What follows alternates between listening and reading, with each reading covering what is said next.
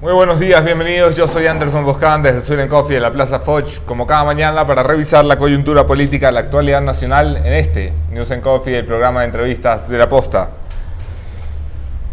Esta mañana, junto a Miguel Molina, periodista y abogado, periodista de oficio, abogado de profesión, también vinculado al mundo de la literatura, haremos un verdadero mix de temas aprovechando no solamente la coyuntura, sino la presencia de Miguel, que puede hablar un poquito de todo, pero con certidumbres, no como yo que me lo invento.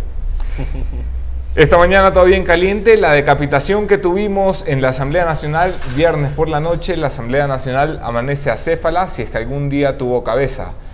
También está previsto hoy la comparecencia de Carlos Ochoa para un juicio político al que llega ya destituido y probablemente también censurado. Existen votos suficientes en el oficialismo y en la oposición para condenar la gestión de Carlos Ochoa como superintendente de la información y la comunicación. No se olviden, voy a recibir sus preguntas y comentarios. Aprovechen, expriman a Miguel. Miguel, bienvenido. Muchas gracias, Anderson, por la invitación. Estar aquí es muy agradable. Periodista de diario La Hora, ¿desde hace cuánto tiempo? Desde enero del 2017. Sí. ¿Y periodista desde hace cuánto? Prácticamente desde que comencé a estudiar Derecho en la Universidad de San Francisco, inmediatamente me vinculé al periódico de la universidad, que era Aula Magna, y que en esa época tenía un gran editor, Daniel Márquez, con el que aprendí mucho el trabajo de campo. Y luego entré a trabajar en el comercio, en sección cultura. Viajé a España a estudiar y volví y trabajé en Diario La República. Pero paralelamente comencé a colaborar en algunos medios del extranjero, como 14 y medio de Joanny Sánchez, y del Ecuador la revista Mundo Diners. O sea, tienes el corazoncito a la derecha tú, no a la izquierda. Yo me considero una persona liberal, de familia y tradición liberal. Mi abuelo fue un político liberal, es un político liberal retirado, más bien dicho, Edgar Molina Montalvo, que militó en el Partido Liberal y luego fundó con Abdón Calderón el FRA, el Frente Radical Alfarista, con quien participó como binomio de Abdón Calderón en las elecciones del retorno a la democracia. Esa es la elección que asesinaron a Abdón Calderón. Madre mía. Nos felicitan por empezar puntualitos para que vean que nosotros también nos damos tirones de oreja. Miguel, el país, esto lo vengo repitiendo todas las semanas porque se ha vuelto noticia de todas las semanas, pero el país amanece en medio de una crisis de institucionalidad. Sí. Llevamos así prácticamente desde el 24 de mayo. ¿Quién gana, quién pierde con esta crisis? Me da la impresión, Anderson, que estamos en una situación política que es el final de una descomposición que comenzó hace 10 años. Es decir, hace 10 años se destruyó la institucionalidad para crear un sistema autoritario basado en 10 años de leyes, 10 años de decisiones judiciales protervas, que de algún modo no tenían plazo de caducidad. Ningún autoritarismo, sobre todo en los tiempos que corren, puede durar tanto. Y de algún modo, es el momento de transformación de ese sistema. No sé si a una democracia y a un Estado de Derecho, pero en todo caso ese sistema autoritario creado hace 10 años se está transformando, está mutando en algo distinto, en algo que a ratos tiene luces positivas, pero algo que no se termina de entender, ¿no? Hemos vivido una sesión como nunca antes en 10 años en la Asamblea Nacional. El presidente de la Asamblea ha perdido su calidad de presidente de la Asamblea, José Serrano, a quien le ha dado la espalda incluso su partido. Comencemos por esa lectura. ¿Qué significa que Alianza País le dé la espalda a uno de los suyos luego de 10 años de ir, enconchavarse y protegerse en un abrazo grupal de eres corrupto o eres impresentable, pero te quiero? Bueno, es un poco como lo que se describe en Cosa Nostra, la historia de las luchas de las mafias sicilianas.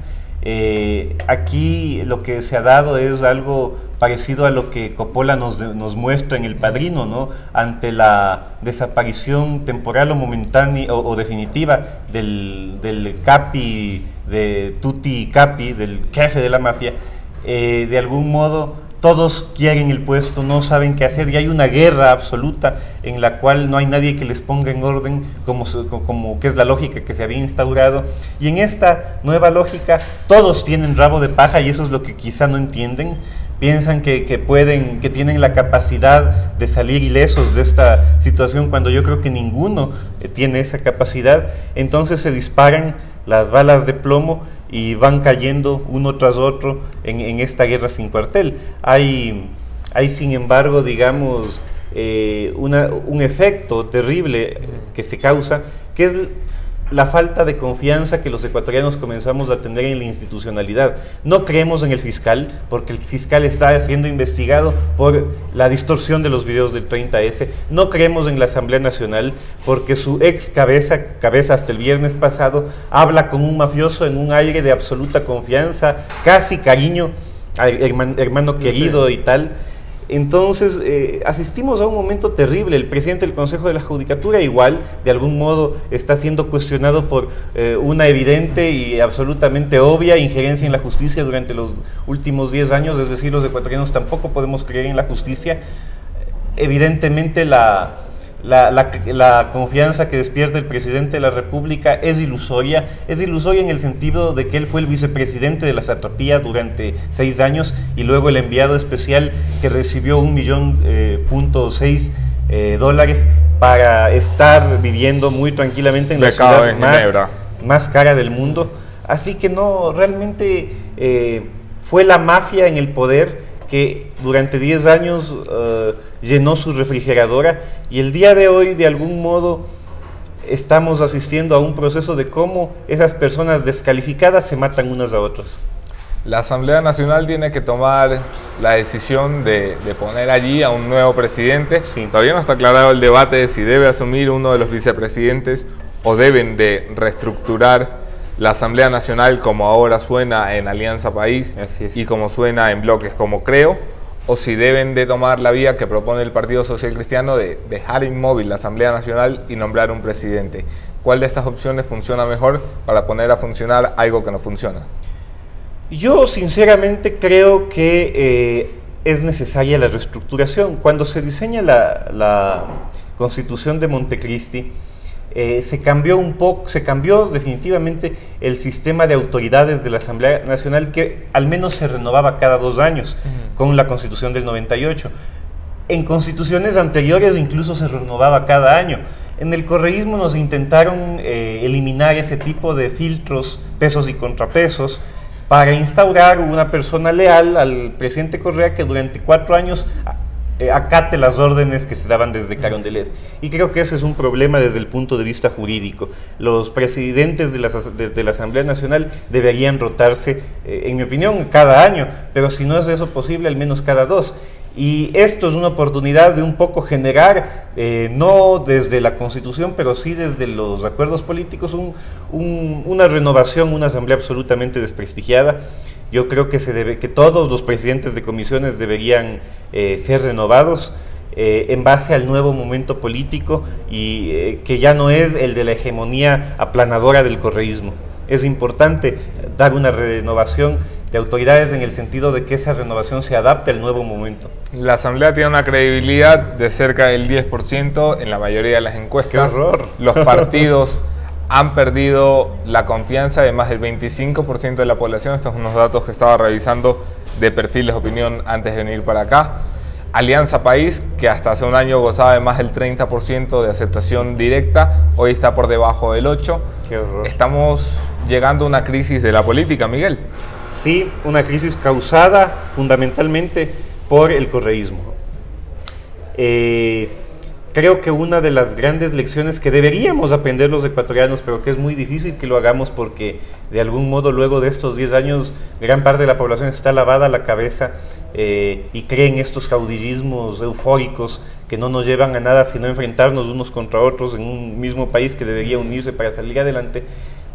Digamos, la gran lección que espero que podamos aprender y que tengamos la capacidad de aprender es que el único sistema imperfecto absolutamente, pero que es el menos malo de todos, es el sistema de partidos políticos, no el caudillismo.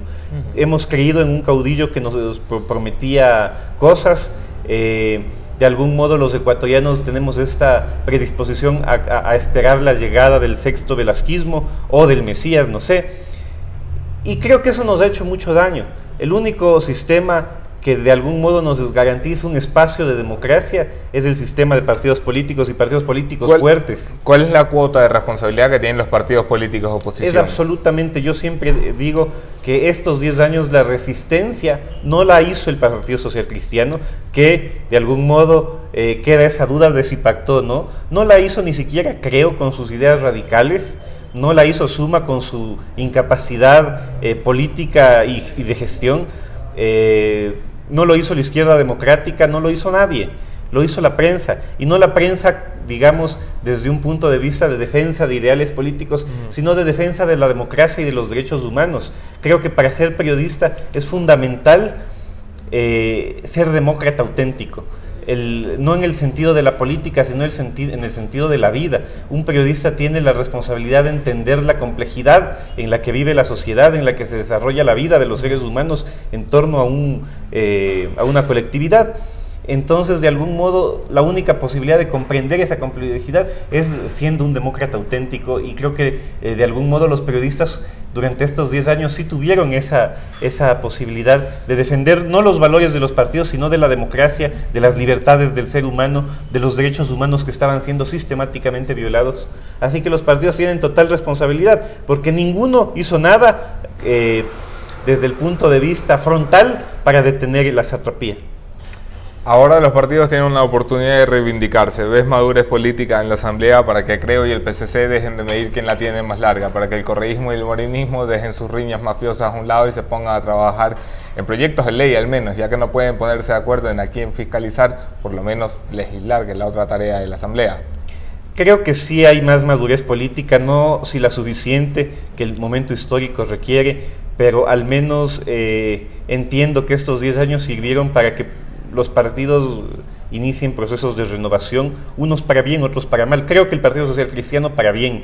Hay mentes brillantes en el Partido Social Cristiano, pese a la lucha que tú estás mencionando y que es absolutamente ridícula y sin sentido para ver quién la tiene más grande, pero digamos, hay gente decente, hay gente inteligente, hay gente capaz como Luis Fernando Torres, como Henry Cucalón, Paula Vintimilla. Creo que, digamos, la otra gran fuerza política que es Creo, es una fuerza política con gente interesante como Fabricio Villamar, pero que estructuralmente necesita más trabajo para afianzarse como un proyecto político serio y que no dependa de la figura de una persona, de un caudillo o digamos de un líder supremo electoral que de algún modo creó el partido para ser candidato. ¿Guillermo Lazo tiene la figura de caudillo también? Espero que no, pero inevitablemente sí Creo debe comenzar a crear una lógica de funcionamiento interno que no dependa de la figura de Lazo. De algún modo, si lo hace, si sigue en esta lógica actual, sería convertirse en una alianza país de derecha, ¿no? Alex te pregunta, ¿han muerto los partidos políticos en Ecuador? ¿Pueden volver a revivir, hacerse fuertes? ¿Cuál es el camino? Yo creo que no han muerto, pero creo que sí deben encontrar la manera de renacer. La única posibilidad de construir una democracia luego del hecatombe de 10 años de autoritarismo es creando partidos políticos fuertes. Yo creo que el partido político más estructurado que hubo en la democracia ecuatoriana, estoy hablando de la época del 79 al día de hoy, la izquierda democrática. Fue la izquierda democrática, e implicó un proceso maravilloso en el cual se estructuró bases en casi todos los pueblos del Ecuador. Fue un partido, en mi opinión, que tuvo una cabeza, que fue Rodrigo Borja, pero que si uno se pone a revisar la historia, hubo una estructura interna extremadamente democrática, al punto de que en cierto momento 2 líderes se disputaron la candidatura para la presidencia, que fue Raúl Vaca y Rodrigo Borja, y de algún modo el partido al dejar esa lógica democrática es que comenzó a caminar a su ocaso, pero mientras duró la lógica democrática fue un gran partido. Ney Stalin Parra te pregunta cuál es el camino para elegir al nuevo presidente o presidenta de la Asamblea Nacional. Aquí divido la pregunta en 2 partes. La primera es si crees que este sucesor de José Serrano debería obligatoriamente de salir de las filas de Alianza País por haber sido bendecido con la mayoría de los votos de los ecuatorianos, o debería, al haber sido incapaz de llevar a cabo su tarea, pasar la posta a un partido que pueda generar mayor consenso y conciliación? Me da la impresión de que inevitablemente tiene que ser de Alianza País, lo cual desde el punto de vista práctico no es ilegítimo. Alianza País, incluso sin el bando de los leales al Correato, sigue siendo la fuerza política que alcanzó mayor representatividad en la Asamblea, es la primera minoría. Entonces, de algún modo, no sería extraño a la democracia que de ahí salga la nueva persona. Reitero lo que te dije hace un rato, todos tienen rabo de paja, pero hay que encontrar una persona que al menos tenga la posibilidad de llegar a consensos, de dialogar, de encontrar vías de salida al conflicto. Que tenga un rabo de paja menos abultado. Exactamente. En la parte legal, sobre la pregunta de Stalin Parra, en el camino para escoger el presidente de la Asamblea, el debate, bueno, me parece un debate ocioso, pero debate al fin, es si se debe escoger un solo presidente o si la ley permite una reestructuración completa de las autoridades de la Asamblea. Sí es posible una reestructuración completa de las autoridades de la Asamblea. ¿Bajo qué lógica? Es absolutamente viable. Digamos, es posible, según la Constitución y cómo un poco se ha operado a través de la Ley Orgánica de la Función Judicial, que mediante la votación del Pleno se pueda tomar este tipo de decisiones. Digamos, la lógica sucesiva que se creó es que ante la ausencia del presidente asuma el primer vicepresidente, pero todos ellos son destituibles por el Pleno. Entonces, esa posibilidad de que todos sean destituibles por el Pleno abre la puerta de una renovación total. José Serrano ha anunciado que llevará su caso a cortes internacionales y antes de la votación asustaba a sus colegas de bancada con un juicio de repetición. ¿Tiene esperanza de un juicio así en el caso de José Serrano? ¿Se lo destituyó de forma ilegal y legítima? No fue ilegal ni ilegítima en mi opinión. Fue una destitución que operó dentro de un proceso inéditamente fiscalizador de la Asamblea Nacional dirigida por Alianza País. Admitió todo, desde que Pedro Delgado, digamos, falsifique un documento público, que en este caso era un título universitario, hasta que Jorge Glass haga todo lo que hizo, y la Asamblea cayó durante 10 años, y hoy de algún modo, con esta falsa nueva moral que se ha impuesto, se han escandalizado de los diálogos que tuvo José Serrano y procedieron a un procedimiento de fiscalización absolutamente legal. Es decir, no creo que sea posible y que ningún tribunal internacional vaya a resolver a favor de Serrano en esto. Se pregunta también Zoraida Mariana Pozo, si se tiene al CNE al mando del gobierno, ¿qué confianza podemos tener sobre la reestructuración de los partidos y su participación en elecciones? ¿Es necesario que el Consejo de Participación Ciudadana empiece por el CNE o por dónde debería empezar? No estoy seguro, desde el punto de vista legal, de que en la consulta popular se haya atribuido tantas facultades al Consejo de Participación Ciudadana, porque ahí hay un poco de ambigüedad legal. La pregunta dice, dice que se autoriza a después de una evaluación, cesar en sus funciones a los funcionarios designados por el Consejo de Participación Ciudadana cesado. Ahí el tema alcanza algunas cuestiones. Por ejemplo, que Yalc no fue nombrado por el Consejo de Participación cesado, sino por el anterior.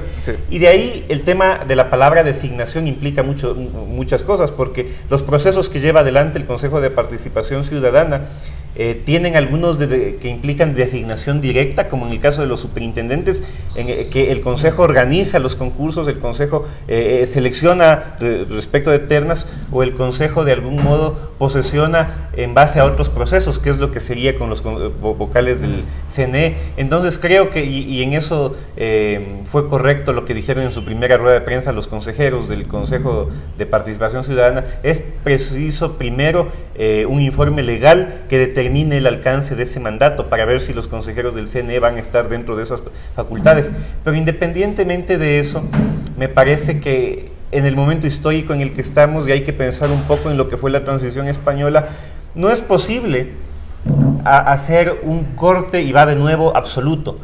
Hay que trabajar la transición de salida del Correato con las personas que estén dispuestas a hacerlo, incluso las personas que salieron del Correato. En España se dio un caso inédito. La persona que viabilizó absolutamente, posibilitó y fue el arquitecto de la democracia española, que fue una democracia que ha durado ya 40 años con todos sus problemas, pero que al menos es mucho más democrática que las latinoamericanas o que algunas de las latinoamericanas, fue Adolfo Suárez, un falangista escogido por Franco en los cargos públicos de Televisión Española y otros, y que de algún modo tuvo la conciencia de que ese momento histórico se había acabado y había que avanzar a otro. El rol del Consejo de Participación puede Ciudadana mucho al de Adolfo transición Suárez. es precisamente llevarnos a una transición democrática. Exactamente. ¿Confías en la capacidad de la gente que fue escogida por la Asamblea Nacional vía terna, remitida por el Presidente de la República, no hay duda, definitivamente digamos, darle independencia a sus decisiones? No hay duda de que las personas que están en el Consejo de Participación Ciudadana son moralmente muy superiores a todos los que estuvieron en el Consejo de Participación Ciudadana desde que éste existe. El hecho de que Julio César Trujillo lo presida es muy decidor de la independencia que va a poder tener ese consejo, porque no son personas que con una llamada desde Carondelet acaten una orden.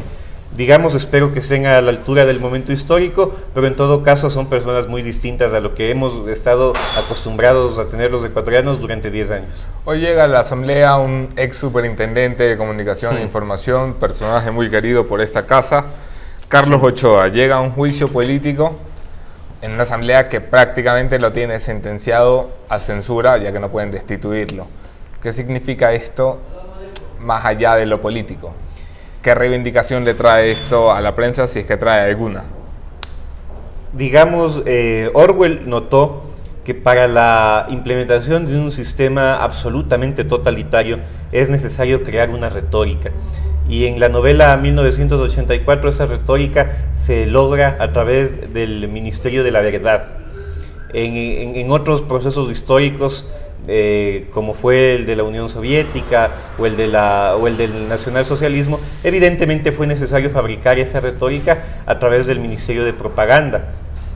Creo que eso lo entendieron bien quienes diseñaron este sistema autoritario. Ochoa, de hecho, en una entrevista que le hice, se molestó cuando hice una referencia histórica a esos procesos autoritarios, pero es absolutamente real el método que se ha replicado de fabricación de una retórica que impone la verdad absoluta del poder, viene de esos procesos y se aplicó de esa forma. La Superintendencia de Comunicación, la SECOM y todo el aparato que se creó con el Correato sirvió para crear no un Estado de Derecho, sino un Estado de propaganda, en donde durante 10 años, desde los sábados, se fusiló mediáticamente a periodistas y a críticos, se fusiló mediáticamente a medios de comunicación. El fusilamiento mediático es una figura que deberíamos estudiar, o que yo no, pero digamos los académicos deberían estudiar desde el punto de vista de la ciencia política y de la construcción de la historia.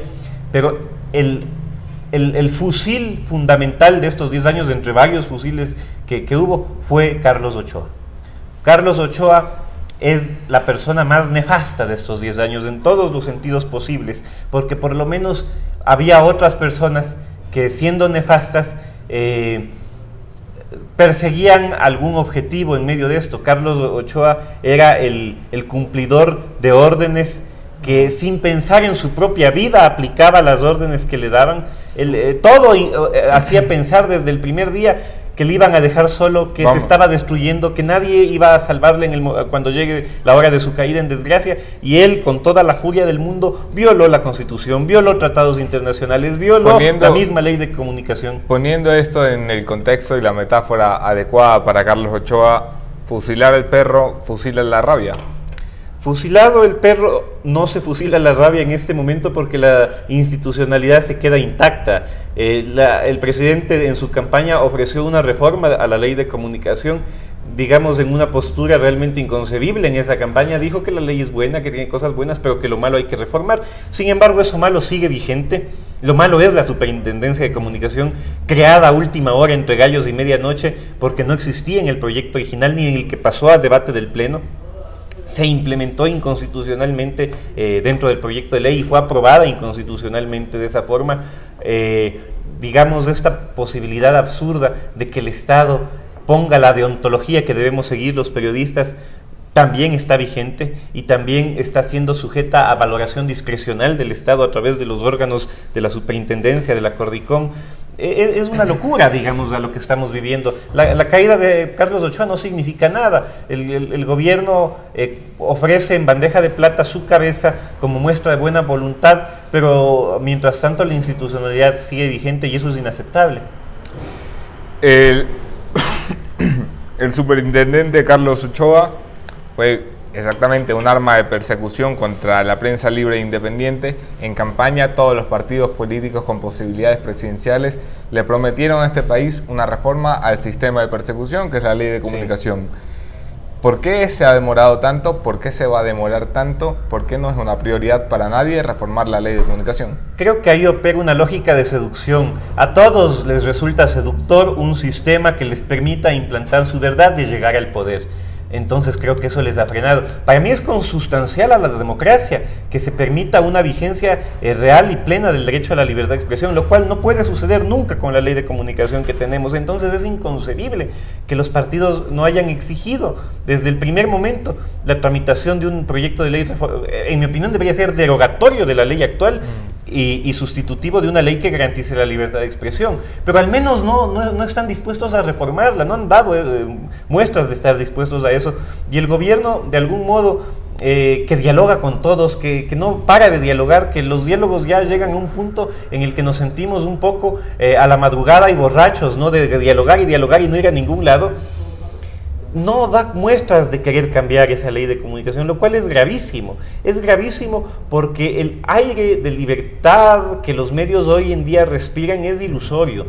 En el momento en el que algún gobierno, algún político quiera utilizar los mecanismos de la ley de comunicación, ese aire desaparece. Y no es desde el punto de vista conceptual correcto que la libertad de expresión dependa de la buena voluntad de un gobierno. Es el Estado de Derecho y sus leyes el que tiene que implantarlo, y eso no sucede actualmente. Entonces este espejismo en el que estamos viviendo es de papel, en cualquier momento se puede deshacer. En una semana, Miguel, nos hemos quedado sin presidente de la Asamblea, sin superintendente de comunicación, sin ministro de Finanzas, sin ministro de Energía. ¿Por qué la gente sigue diciendo que Lenín Moreno no hace los cambios que se necesitan tan rápido como se necesitan? Digamos, creo que Lenín Moreno no es precisamente el que encabeza estos cambios, sino un,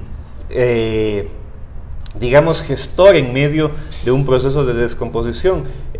Me parece correcto el cambio de ministros, no sé realmente a qué nos va a llevar María Elsa Viteri, y espero que tenga la capacidad de conducir la economía en este momento crítico, pero en todo caso creo que fue una semana la anterior y las anteriores que nos indican lo que va a seguir pasando. Es decir, de aquí seguirán cayendo cabezas, precisamente porque el Consejo de Participación Ciudadana ya está operando y tendrá que evaluar la gestión de todos los que el alcance del mandato les permita, y tendrá que destituir a quienes haya que destituir y nombrar a nuevas personas. En la Contraloría es evidente que legalmente hay que nombrar a un contralor. Hemos estado con un contralor subrogante que, entre otras cosas, ha hecho un buen trabajo en algunos temas, pero que no es legal que siga este estado de cosas. Se debe nombrar un contralor, se debe nombrar un procurador, probablemente va a tener que nombrarse un fiscal general luego del juicio político al fiscal, y van a tener que seguir que el Estado y que los ecuatorianos ser testigos de una transmutación institucional y de cabezas de las instituciones que ojalá alcancen al presidente del Consejo de la Judicatura, de algún modo. ¿Ves caído al fiscal general Carlos Vaca Mancheno? ¿A qué? ¿Ves caído al fiscal general? Sí, veo caído al fiscal Vaca Mancheno, definitivamente. Pide Luis Eduardo Vivanco vía mensajes públicos que te cobremos la publicidad del libro. Me le preparan la factura a Miguel Molina, porque además de estar invitado por sus conocimientos de la política, por su capacidad de opinión, que además ha sido reconocida por la Sociedad Interamericana de Prensa, una columna maravillosa publicada el año pasado, Miguel Molina está invitado a este programa por la presentación de su libro hace muy pocas semanas, que esta semana llega por fin a las librerías. Sí. ¿Dónde se puede encontrar el libro, Miguel? Verás, este libro por fin a partir de esta semana va a estar disponible en todas las librerías del Ecuador, es decir, al menos en las más grandes, que son Librería Española, Mr. Books, Librimundi y Rayuela. Ahí estará disponible a partir de esta semana en estas 4 grandes librerías que tienen sedes en varias ciudades del país. Libro de poesía, postales, esta semana en todas las librerías del país, escrito por Miguel Molina. Versos finos, versos libres y versos que no tienen como protagonista, que es algo que yo por cierto agradezco, ni a una mujer ni a un sentido existencialista. El gran protagonista del libro, en mi juicio, me lo han contado, no es que yo me haya leído el libro. No, mentira, lo he leído y con mucha atención y cariño. El gran protagonista del libro en realidad es la palabra, que es que parece que tuvieras una gran obsesión y por eso me ha venido muy bien tenerte como invitado hoy, el día en que se juzga a Carlos Ochoa. Tienes una gran obsesión por la defensa de la palabra y el lenguaje. Sí. ¿De dónde viene eso? Lo que tú notas es bastante real en el sentido de que yo creo y sentí que durante estos 10 años se prostituyó el significado y sentido de las palabras, creando una retórica que denigró el lenguaje y de algún modo denigró la lengua castellana en su capacidad expresiva. Decir soy honesto perdió el significado que tenía. Decir soy decente perdió el sentido moral, histórico que esa palabra tenía. Digamos, de algún modo, las palabras importantes de nuestra lengua en este país fueron pulverizadas. Y de algún modo, ante un proceso devastador de la lengua, lo único que yo creo puede reivindicar nuevamente esos significados es la poesía. Eso sucedió en la historia, en la Guerra Civil Española. Fue la poesía de Lorca, de Miguel Hernández, y luego de los poetas del exilio, de Cernuda, por ejemplo, lo que de algún modo restituyó a la lengua castellana de sus significados después de la masacre que se dio por el lado del bando nacionalsocialista encabezado por Franco. Hoy, de algún modo, creo que volvemos un poco a eso. Me da la impresión que es la poesía la única que tiene esa capacidad mágica de restituirle el valor a las palabras, y ese fue un poco el intento, no mesiánico en el sentido de que voy a hacer un libro para salvar a la lengua castellana, sino para un poco exorcizarme de lo que fue 10 años de insultos, de vilipendios, de denigración al sentido del lenguaje. La catarsis escrita. Sí. Te eriges como un gladiador, las multitudes te elevan una corona de laureles, tu imagen en los libros. Cae el telón, te arrodillas, recoges tus títeres con extremo cuidado, los guardas para la siguiente función. Ríes, mis papelitos te interrumpen. Controlas el mar, titiritero. Mi palabra es un arder lento, largo, que flota en el mar, que viaja en el mar y en el tiempo. Soy quien escribe estas páginas y nada puedes. Mis papelitos volverán a la aldea, serán barcos, canoas de madera, tormentas. Mis papelitos entrarán por el mar y una vez en tierra cabalgarán hasta los volcanes y los árboles, hasta el fondo de la selva y de la tierra. ¿En serio crees que la palabra tiene tanto poder? Creo que ese poema es un homenaje a las personas que escribieron en las sombras. Me imagino que habrá sido muy duro en algún momento la lucha contra la conciencia y el miedo que tuvieron personas como Roberto Aguilar para seguir escribiendo pese al aparato sancionador, perseguidor, incluso judicialmente, que se creó, como el mismo Javier Bonilla Bonil para seguir haciendo sus dibujos pese a la violencia que se implementó contra él. Incluso Luis Eduardo, que no es buen lector de poesía, que no es lector de poesía, digamos, creo que debió haber sido muy complicado en cierto momento saber que un artículo que expresa simplemente una opinión puede ser sujeto de un proceso judicial ante una justicia vendida al poder de turno. Y ese poema es un homenaje a ese valor que durante 10 años implicó seguir escribiendo, seguir haciendo periodismo de opinión, investigativo, de interpretación, en un momento en el que es normal como seres humanos sentir miedo ante las represalias de un poder casi omnívoro. Cada vez que me encuentro con periodistas en el último año, siento pues que estoy yendo a terapia de grupo. Que los periodistas después de estos 10 años se ven y se dicen, hombre, qué duro la pasamos, qué difícil fue esta década. ¿Fue tan difícil, en serio? Creo que sí, digamos, nos cuestionó a todos como seres humanos. Yo he comenzado bueno, para enfrentar un proceso así hay que volverse muy duro. incluso con los colegas que no son tan duros para enfrentar ese tipo de embates desde el poder del Estado. Pero comienzo a pensar que hay que respetar el miedo de los que sintieron miedo, porque tenían familias, porque necesitaban trabajo, porque tenían que alimentar a sus hijos y que de algún modo prefirieron callar. Yo sí cuestiono a los que no solo callaron, sino se vendieron, pero comienzo a respetar a los que solo se callaron, porque de algún modo al menos yo no tenía nada que perder, no tengo hijos, soy soltero. Digamos, podía... Se está promocionando ya. Podía enfrentarme... Si estás soltero y te interesa, escribe acá que te pasamos el mensajito por internet. Podía enfrentarme en otras condiciones. Alguna vez, hablando con Álvaro Alemán, que es un académico y un profesor de literatura de lo más grande que hay en el país, él, hablando de Harry Potter y de la saga, él me decía... Lo que desde el punto de vista filosófico le lleva a Harry Potter a enfrentar el lado oscuro sin miedo, es que no tenía nada que perder. Tú no tenías hasta hace algunos años nada que perder. Ahora tienes 2 hijas y quizá te lo pensaras 2 veces y tienes que enfrentarte a una satopía tan poderosa. Pero de algún modo creo que estos 10 años nos enfrentaron a nuestra conciencia.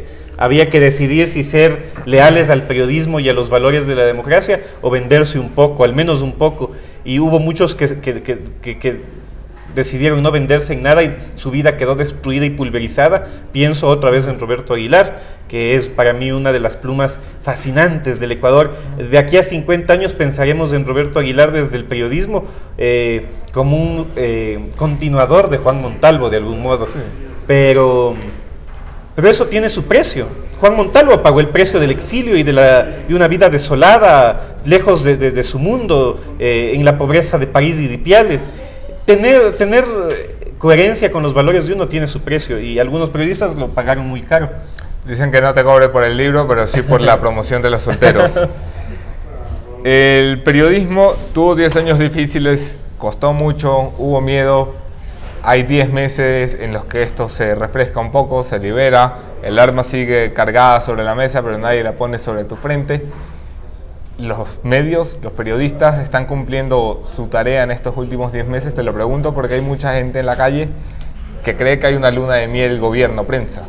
Bueno, yo creo que estamos tratando de reconfigurarnos un poco, no sé cómo lo has sentido tú, Anderson, pero luego de tener la responsabilidad con la historia y con la sociedad de defender los derechos humanos cuando nadie más lo hacía, ir a un ambiente donde eso ya no es necesario porque ya de algún modo otros espacios de la sociedad funcionan, implica, digamos, volver a hacer un periodismo más apegado a la normalidad. Lo que vivimos no fue normal, fue excepcional. Entonces hay que reconfigurarse un poco ante eso, ¿no? Ya no tenemos esas responsabilidades con la historia tan altas, porque hoy en día ya pueden funcionar los espacios de la sociedad civil para defender derechos humanos, ya pueden funcionar incluso ciertos espacios institucionales del país, y los periodistas podemos volver a hacer periodismo, lo cual es bueno. Lo cual es bueno. Esta ha sido la conversación con Miguel Molina. Gracias a ustedes por estar aquí. Gracias a ti, Miguel, por venir a compartirnos tus reflexiones. Y por supuesto, pendientes desde esta semana en todas las librerías del país, Postales, un poemario de Miguel Molina altamente recomendado. Gracias a quienes nos miran, Milagros, Bruselas, Manta, Bronx, Portugal, Alemania. Por supuesto, a la gente linda de Guayaquil y de Quito, que nos acompaña en esta mañana. Gracias por sus likes y sus compartir. Y después de tantas gracias, vamos a lo que sucede el día de hoy. Esta tarde está prevista la comparecencia de Carlos Ochoa, que ese sea también un momento de reivindicación de la palabra. Lo que ha tratado de hacer Miguel en su poemario puede llevarse hoy efectivamente al tablero de la política y la realidad. Reivindicar a todos aquellos que fueron perseguidos por Carlos Ochoa es una obligación necesaria de todas las bancadas del Parlamento, pero no solamente eso.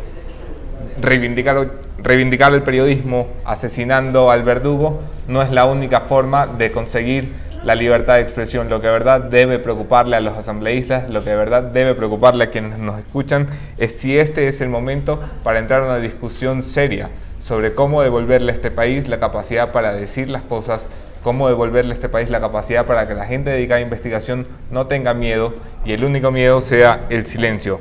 Ojalá y no nos preocupemos tanto del perro, sino de la rabia. Sigan aquí, mañana otro entrevistado, mismo entrevistador. Gracias, Miguel.